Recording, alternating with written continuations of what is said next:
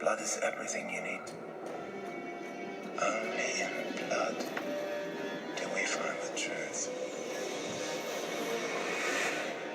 Starting off this year, 2020, of January 1st, comes Dracula, the miniseries, based on the novel by Bram Stoker.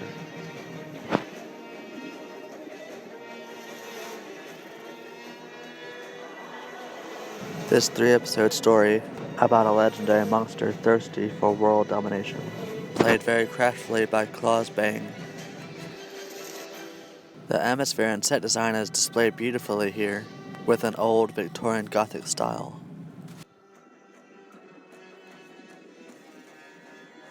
Looking back at the polished and irritating and somewhat embarrassing Twilight and Vampire Diaries, vampires seem to have taken a turn for the worse, and me personally have missed the classic movie monsters I've come to grow and love, as I'm sure many of you can relate. The first 2 episodes, it started off really strong, but then the third, I didn't really care for. It felt out of place.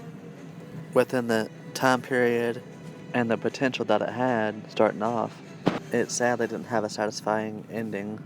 But with that being said, it was even really nice just to see the classic movie monsters back in cinema, even if for a brief time.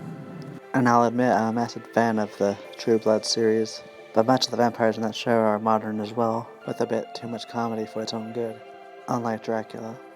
That takes itself seriously, but not quite so much, which I think is a really good thing. We get to see Count Dracula with a bit of a dark sense of humor throughout the show, which is really nice and refreshing. The makeup effects team did a really good job here and deserves some recognition. The CGI is kept to a minimum, which is for the best, I think.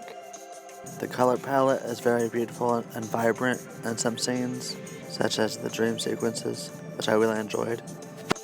The tone in some of the scenes were quite chilling and eerie.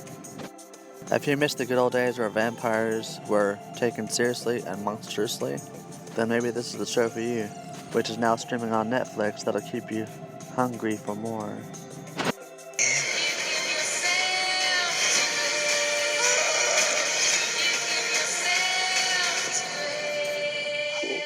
Who are you?